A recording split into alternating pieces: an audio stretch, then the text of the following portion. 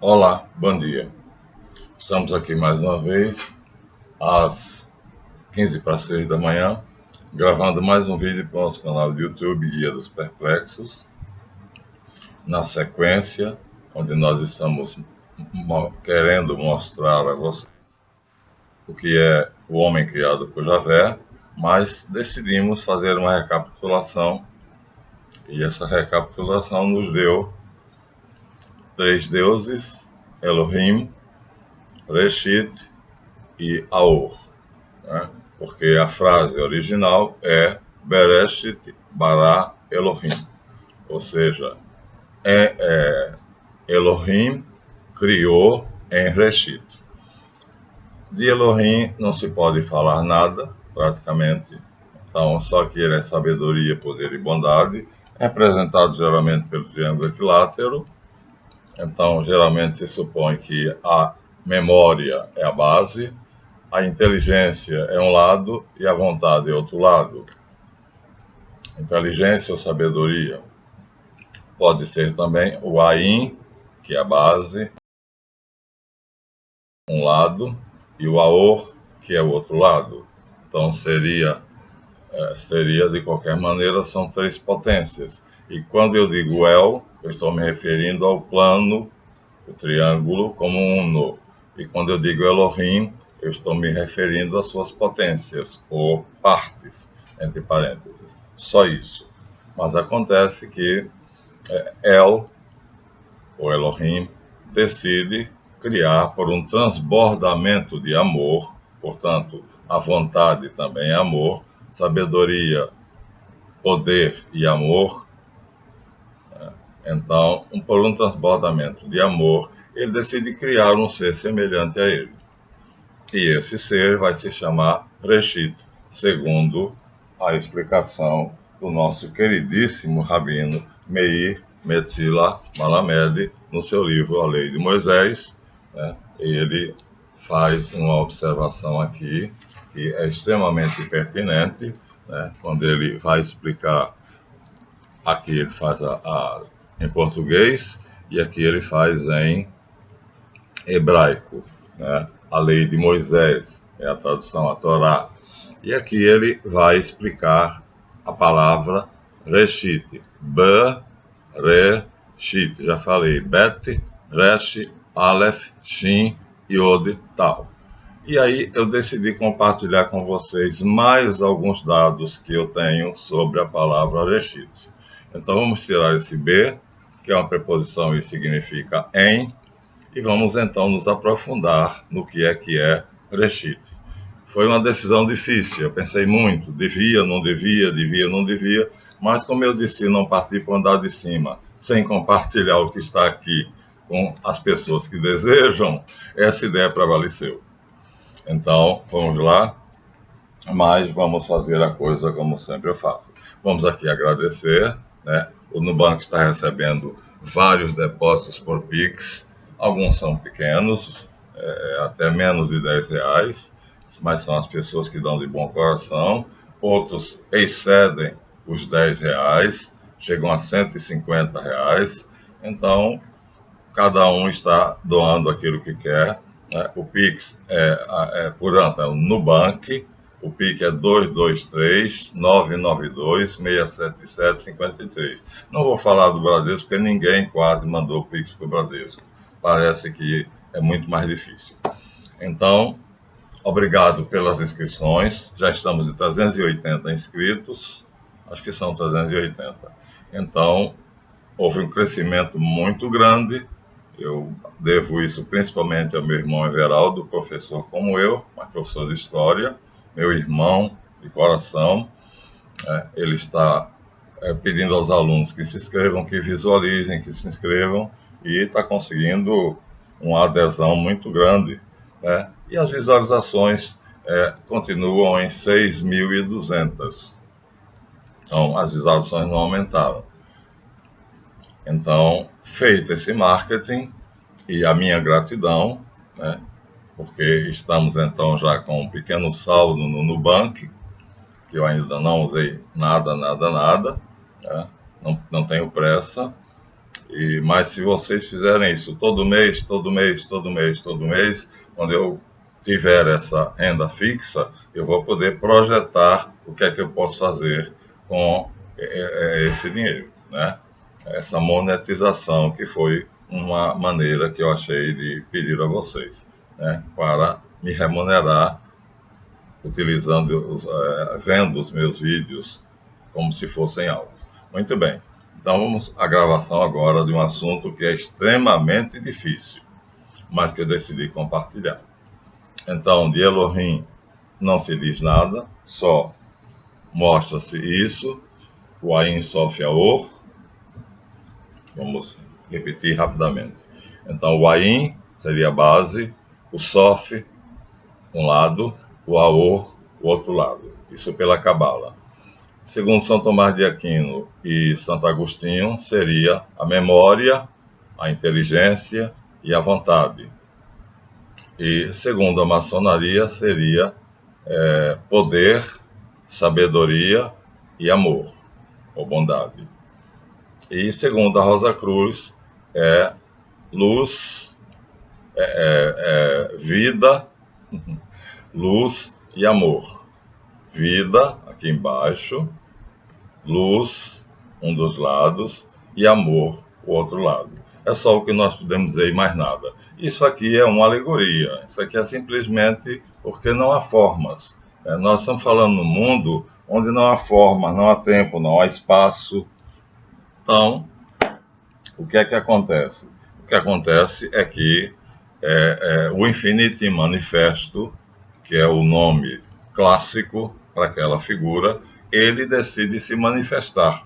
Como tudo é uma questão de figura, ele vai se manifestar em Reshit.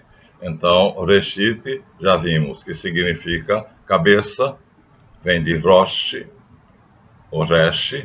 Então, se vocês quiserem, como o hebraico é uma língua pobre, ela não tem substantivos abstratos, então da palavra Resh,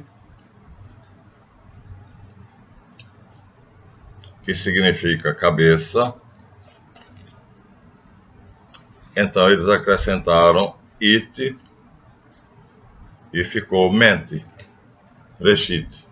Então cabeça, que é o concreto, passa a, vamos dizer assim, ser a raiz que gera a palavra mente. Mente é algo muito mais abstrato, e a língua hebraica é pobre de substantivos abstratos. Então ela dá a palavra resh, ou rosh, a pronúncia, porque não tem esse no escrito original em hebraico, não tem, mas nós podemos pronunciar reshit, né? E a palavra cabeça vem de resh ou de rosh. Bom, vamos nos socorrer da definição de reshit dada pelo rabino Meir Metzila Malamed.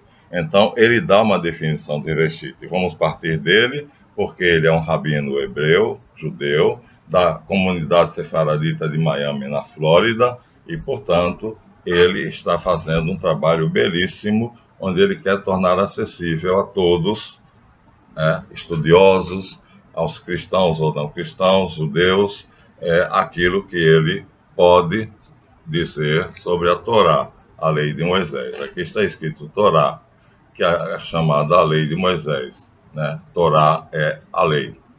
Então, o que é que ele diz? Vamos repetir?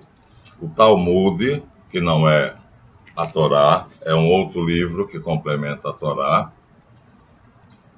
é a tradição oral, proclama que o universo não teria sido criado se não fosse pelo mundo espiritual. Estamos no mundo invisível, estamos no sidéreo, né? Estamos no nada, que é o tudo. Pela palavra divina, palavra, então vai usar a palavra.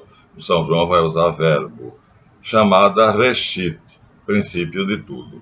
Essa é a definição que ele dá e que é maravilhosa, porque ele explicou o que é Reshit.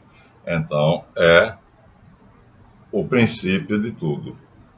E é a palavra divina. Como nós sabemos que o verbete palavra é apenas um artifício, porque Deus não fala, ele não tem boca, não tem cordas vocais, então palavra é uma alegoria, uma metáfora.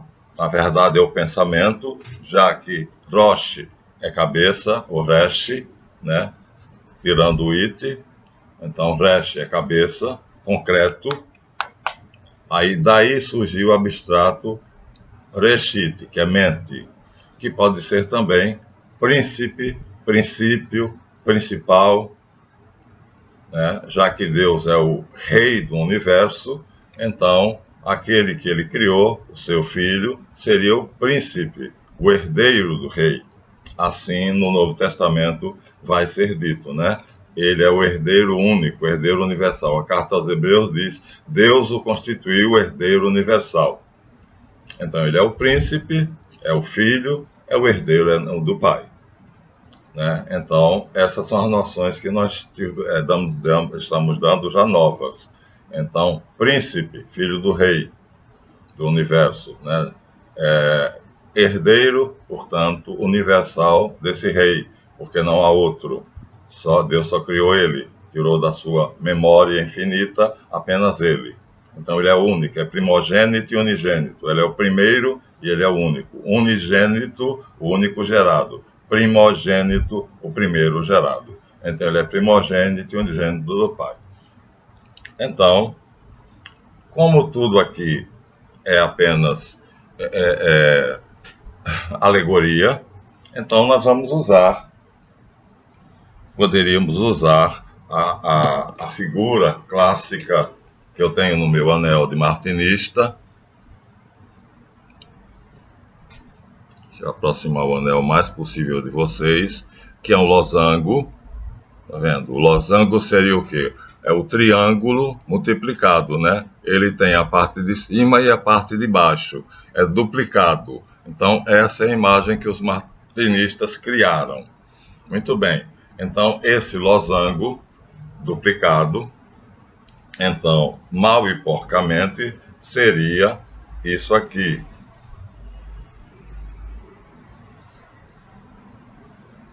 Mal e porcamente seria isso aqui.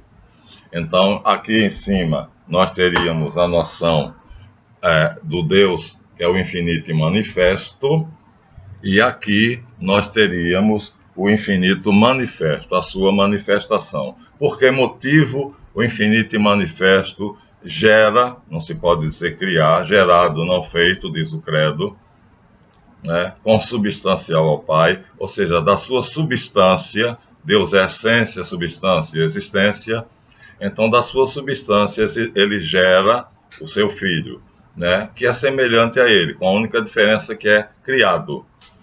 O infinito e manifesto gera o infinito manifesto. Também infinito, mas manifesto. Aqui é incriado, aqui é criado. Então é uma maneira, um recurso que os martinistas usaram para dizer que então ele é a imagem do Pai, mas com uma diferença. E eles usaram essa diferença fazendo com que essa figura fosse virada para baixo, para dizer que ele foi feito inferior, no estágio inferior, abaixo do Pai. Né? Então o Pai está acima e ele está abaixo. É uma maneira de dizer. Veja, nós vamos ter que usar muito metáforas. Poderíamos, usando outras figuras, dizer o seguinte: aqui nós temos uma folhinha. Então, vamos supor, essa folhinha aqui, ela tem essa forma. Uma maneira de dizer o que aconteceu seria fazer isto. Ó, tá vendo? Então, a folhinha que era isto, então, o que é que acontece? Se eu deixar cair a outra metade, ela duplica. Ó, tá vendo? Essa aba duplica essa de cá. Então, é a mesma coisa ali. Então, essa parte, que seria o infinito e manifesto, então gera, pela força do pensamento, pelo querer, tira da sua memória, tira de si, da sua substância, o infinito manifesto. Tá? Então isso aqui é uma excelente metáfora também, tá vendo? Não existia aqui e de repente passa a existir. Outra maneira de dizer isto seria pegar essa essa coisa, esse presente que um aluno me deu, que é uma pirâmide de vidro, e imaginar que esse aqui é o infinito e manifesto, portanto, Elohim, e o que é que ele faz? Ele gera, então é a mesma coisa, ó. Abaixo dele, uma repetição dele, não posso soltar que tem que ser cuidado que é de vidro, viu? Isso é muito precioso, porque é uma lembrança gratificante. É reconhecimento de alunos, né, de um grupo de alunos que se formou. Então, o infinito manifesto, que está aqui em cima, gera o infinito manifesto. É a mesma coisa, tá vendo? Então, nós temos várias maneiras de representar. Mas, veja, tudo isso são alegorias, são metáforas, né, são símiles, porque a verdade é inacessível, né? E aí, o que é que acontece? O que acontece é que, sendo Deus essência, substância e existência, a sua essência, que está aqui, a sua essência, ele é essência, não vou escrever não, né? Essência, substância já vai ser mais difícil, viu? Vou colocar aqui embaixo. Substância.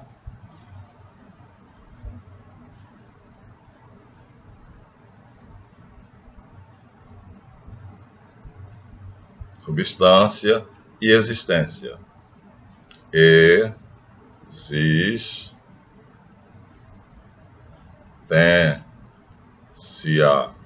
Esse C ficou aqui esquisito. Existência. Eita. Então, Deus é essência em si, substância, que é Reshit. Reshit não é da essência, da mesma essência do Pai, portanto, é menos, né? A essência, o essencial é aquilo que não pode deixar de ser. O substancial é o princípio das substâncias, mas não é igual ao essencial, é menor. E a existência é que todos os dois, existem, são realidades. Então, todos os dois têm existência, todos os dois têm substância, mas só o Pai tem essência, o que o torna superior ao Filho. Por isso, de cabeça para cima e o Filho de cabeça para baixo. Por isso, na metáfora da folhinha, então a parte da folhinha de cabeça para cima seria o Pai, e aí se eu desdobro ela, automaticamente gero o Filho. Na alegoria da pirâmide, então, aqui nós temos o Pai, essência, substância, existência, e essa pequena pirâmide aqui, menor do que ele, então, é a manifestação dele, né? Então, tudo são metáforas. Agora, acontece o seguinte, a substância, ela pode ser destruída pela essência, porque só a essência tem a sua existência, vamos dizer assim, ela é essencial, não pode deixar de existir, porque ela é o ser, e o ser não pode não ser.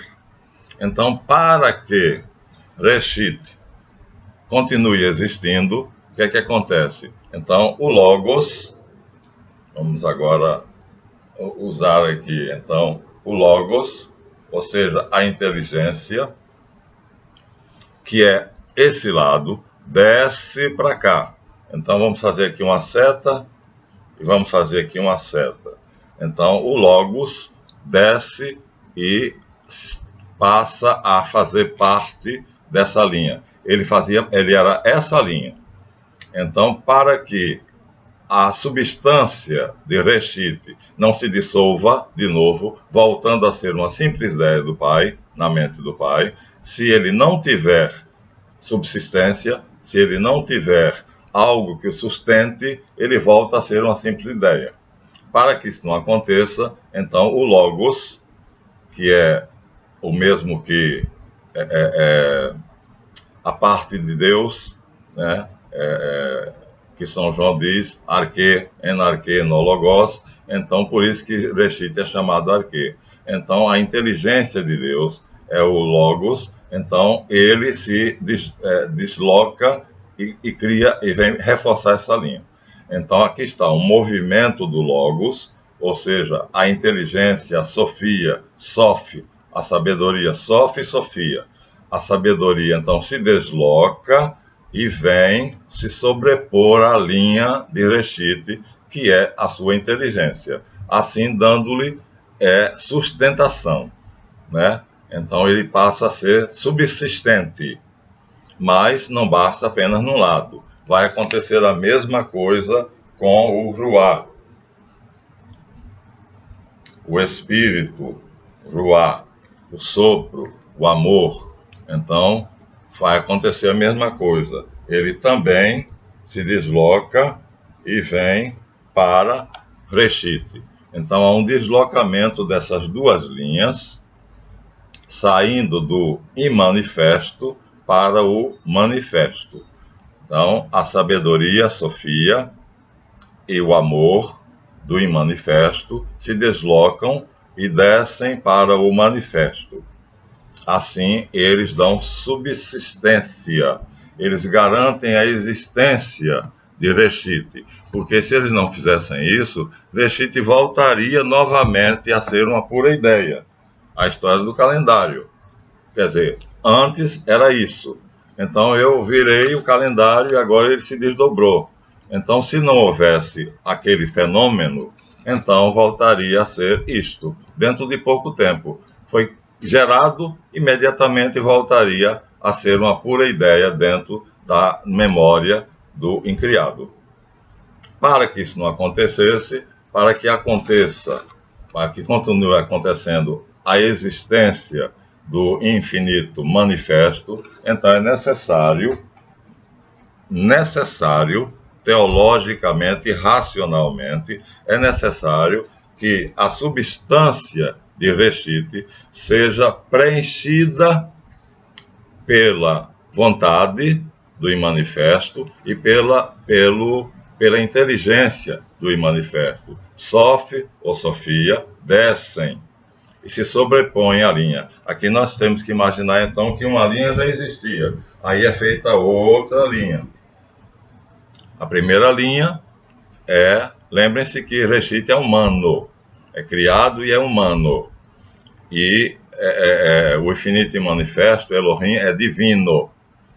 Então, o que é que acontece? O divino vai se sobrepor ao humano, vai dar sustentação ao humano. Então, qualquer dos dois lados, não importa, porque o lado da ideia já está aqui, a memória já está aqui, né?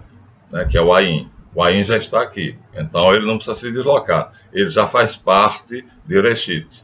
Agora, para que Reshit não volte de novo a ser somente uma ideia, então a inteligência, o Sof, a Sofia, então desce e se sobrepõe a essa linha. Se sobrepõe mesmo. Então estamos aqui, faz um movimento e se sobrepõe. E aí, mas não basta, porque tem a outra linha. Então, o Ruá, o amor, a vontade, então também faz a mesma coisa, se sobrepõe. E aí sim, agora ele está subsistente. Agora, o que era substância, mas poderia ser destruído pela essência, ele tem agora as três linhas. A linha do pai, que é da memória, o Ain, está aqui, né? Ele tem a linha da inteligência, ou da Sofia, e tem a linha da vontade. Então, ele agora é subsistente. Agora não tem mais risco dele deixar de existir. Pronto. Agora ele existe de fato e de direito. Não tem mais risco de não existir.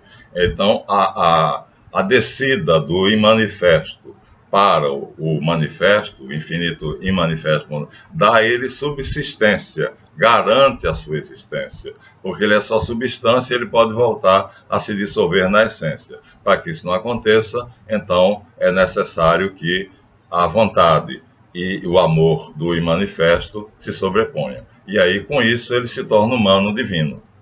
Ele é humano. Lembram? Portanto, o imanifesto é divino.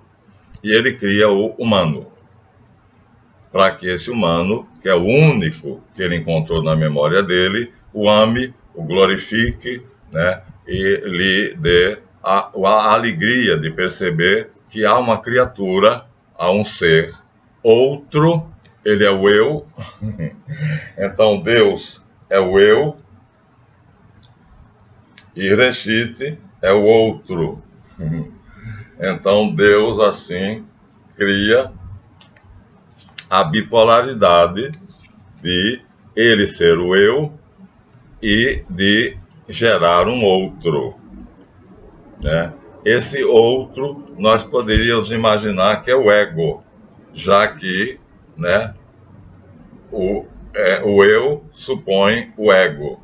O eu é aquele que é perfeito, completo, racional, absolutamente equilibrado, e o ego poderia causar, até sofrer algum desequilíbrio. Mas acontece que, ao escolher Reshit, o infinito e manifesto, o Ain Sof Yaor, já pegou aquele que ele já sabia que não faria isso. Mas aí o que é que acontece? O que acontece é que Reshit, no primeiro momento da sua existência, o que é que ele faz? Ele se anula, ele se aniquila. Assim que ele recebe a inteligência divina que se sobrepõe a ele e o amor divino que se sobrepõe a ele, já com o Ain, que é a memória divina, ao ser preenchido por essas três essências, então o que é que ele faz? Ele se anula, ele risca o ego, ele se esvazia. Ele se esvazia. Então ele é livre, porque a maior perfeição de Deus é a liberdade. E ele poderia, então, entrar na memória divina através da sua vontade e lá escolher a ideia que quisesse e pensar em qualquer coisa que ele quisesse, porque ele era livre. Ele era livre para amar ou não amar. Mas Deus já sabia que ele amaria, por isso que o criou, né? E aí a sabedoria, né, com que ele agora é preenchido, faz com que ele se torne ainda mais sábio. Então, entrando na memória divina, ele vai ter acesso às ideias divinas e vai perceber tudo que existe no imanifesto. Tudo que existe. Só que ele poderia escolher aquilo que está na memória divina, o que ele quisesse. Ele era livre para escolher a ideia que ele quisesse. Infinitas ideias. Mas ele, o que é que acontece? No primeiro e único ato, ele sacrifica a sua liberdade. Ele se anula. Ele deixa de ser um ego para se reintegrar no eu. Ao fazer isso, nós vamos imaginar assim, de direito ele continua existindo. Então continua de fato essa figura, né? Mas, desculpa, de fato não. De direito ele continua existindo, mas de fato ele retorna à forma original. Então, ao abrir mão da sua liberdade, da sua vontade, ele quer conhecer Deus, quer amar Deus, quer glorificar Deus, mas ele, né, vamos dizer, é como se caso voltasse a isso aqui. Não é isso aqui, não volta, não há uma volta. Quer dizer, a folhinha, portanto, continua se desdobrando, o desdobramento continua existindo. Isto é o que é de direito, é a realidade. Mas acontece que, de fato, ele faz isso. Ele retorna ao Pai, porque ele é o ego, é o outro, e o Pai é o eu. Então, ele, no ato de, vamos dizer assim, desprendimento total, se esvazia, diz a carta aos Hebreus, ele não se apegou à sua condição divina, mas se esvaziou a si mesmo. Se esvaziou, quer dizer, quando ele viu que tinha, de um lado, a sabedoria divina e do outro lado o amor divino, ele abriu mão do amor humano que ele tinha e do amor e da sabedoria humana que ele tinha e aderiu assumiu a sabedoria divina e o amor divino. Então, de fato, ele se torna, volta a ser isso. Volta a ser isso. De direito, ele é isso. Essa figura continua existindo, por isso está no meu anel. Mas como ele se esvaziou, então automaticamente, embora esta seja a realidade, na verdade ele se dobra, ele anula o seu ego, ele anula a sua liberdade, ele anula a sua vontade, deixando somente, reforçando apenas o seu amor e aderindo, ou seja, é como se fosse uma criança seguindo um pai. Para onde o pai vai, ela vai. Então ele desiste de ter uma vontade, ele desiste de ser livre, ele desiste de determinar o que é que ele quer ser, o que é que ele vai ser. Ele desiste, ele já sabia que tinha que ser programado para amar e para louvar, mas ele podia fazer mais coisas. No entanto, ele desiste de tudo isso. Usando o enigma, a pirâmide, o que é que acontece? Acontece o seguinte, então, usando isso aqui como sendo a figura original, o pai, e usando essa pirâmide aqui embaixo como sendo a figura do Reshit, do filho, o que é que ele faz? Isso, ó. Pronto. Ele volta para dentro do pai, mas não desaparece, porque ele já é subsistente, lembram? Eu já disse, a inteligência divina é o amor divino, ou seja, o Sof e o Aor, então dão a ele sustentação. Ele passa a ser subsistente, não se dissolverá mais, nunca mais deixará de existir. Agora ele está garantido, tem garantia da existência, mas ele é apenas substância. Então o que é que ele faz? Ele volta para a essência. Ele volta para a essência. Deixa de ser ele, no ato único, livre, ele sacrifica a sua liberdade. Ele doa a sua liberdade ao Pai. Quer dizer, o primeiro ato de liberdade e de vontade dele é deixar de ser livre e ser, vamos dizer assim, a obediência livremente consentida. Em tudo obediente ao Pai até a morte, diz a carta aos Hebreus, e morte de cruz. Em tudo obediente ao Pai, né, indo até a morte, e morte de cruz. Então, veja, ele se anula completamente, ele se esvazia. E ao ser esvaziado, ele então volta a ser preenchido pelo Pai, né? Ou seja, automaticamente ele volta quase que ao estágio inicial. Só que aqui ele era uma ideia entre muitas que não tinha subsistência.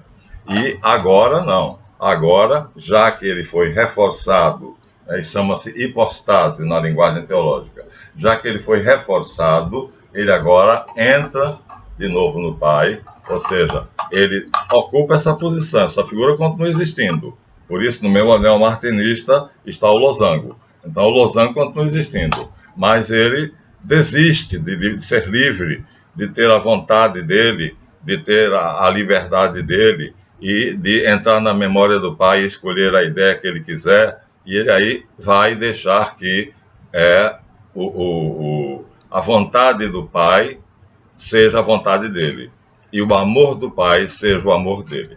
Ele vamos dizer assim, se anula, no caso eu disse dissolve, mas estaria errado. Ele se anula e volta, então, ao Pai, tornando-se um.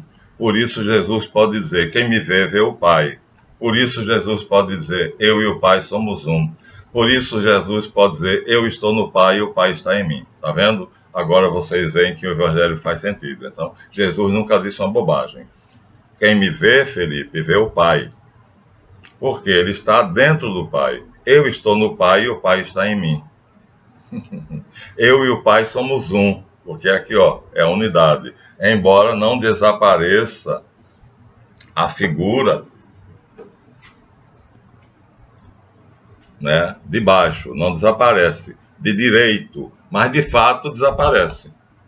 De direito ela continua existindo, mas de fato ela não existe. Por quê? Porque ela abriu mão de sua própria existência. E aí passa a se divinizar completamente. Passa a ser uno com Deus, com o Pai. Então, Reshit, humano, que para nós vai se encarnar em Jesus, então anulou-se a si mesmo, tornando-se obediente, obediente até a morte e morte de cruz. E aí Paulo vai dizer, quando ele diz, eu estou no Pai e o Pai está em mim, quem me vê, vê o Pai, eu e o Pai somos um.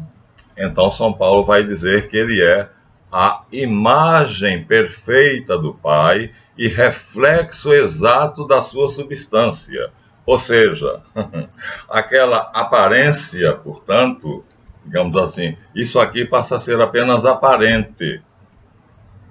É uma palavra forte, mas eu vou usar. Por quê? Porque é de direito, ele tem direito de existir, mas ele se anula, ele destrói o seu próprio ego e se reintegra no eu divino. Então aí São Paulo define isso dizendo, ele é o esplendor da glória do Pai, ou seja, tudo que o Pai é, esplendor, o brilho, né? O nome, o poder da glória do Pai. E a imagem exata da sua substância. Então a substância humana se torna a substância divina.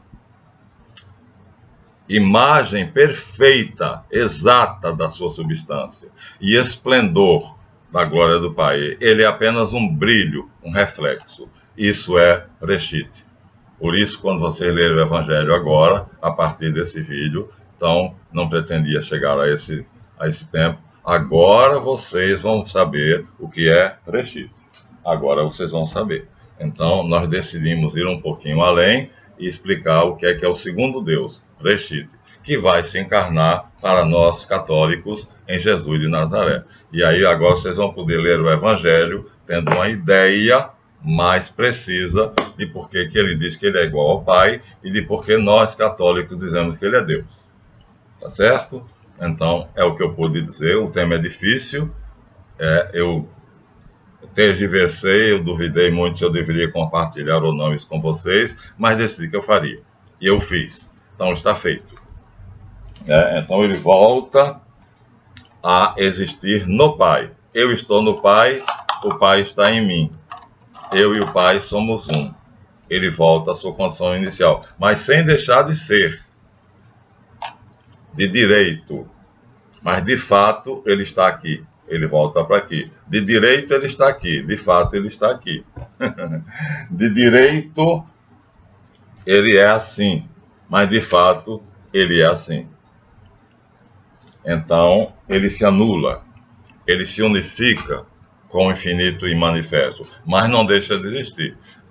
Então, Deus passa a ter duas naturezas, a humana e a divina. A isso se chama hipostase.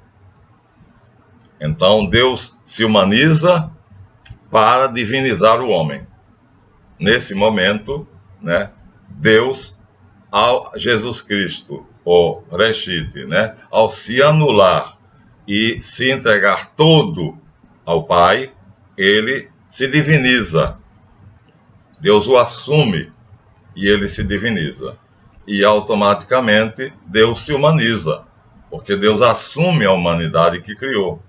Ao assumir a humanidade, ele passa a ser metade humano, metade divino. Então, né, Deus se humanizou. E Reshit, que era humano, se divinizou.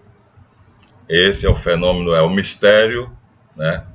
O dogma de Cristo, de Jesus, né? Por isso que muitos acham que ele diz uma opção de bobagem. Então, há uma união que se chama hipostase. Eu expliquei aqui da maneira mais plausível e mais elementar e mais fácil. Não pode ser mais fácil do que isso. E aí, agora fica a Javé para o próximo vídeo. Muito obrigado. Eu sei que o tema é difícil, exige uma capacidade de abstração e filosofia muito grande. Mas eu fiz o que eu senti vontade de fazer. Eu quis fazer. Está feito. Então, até o próximo.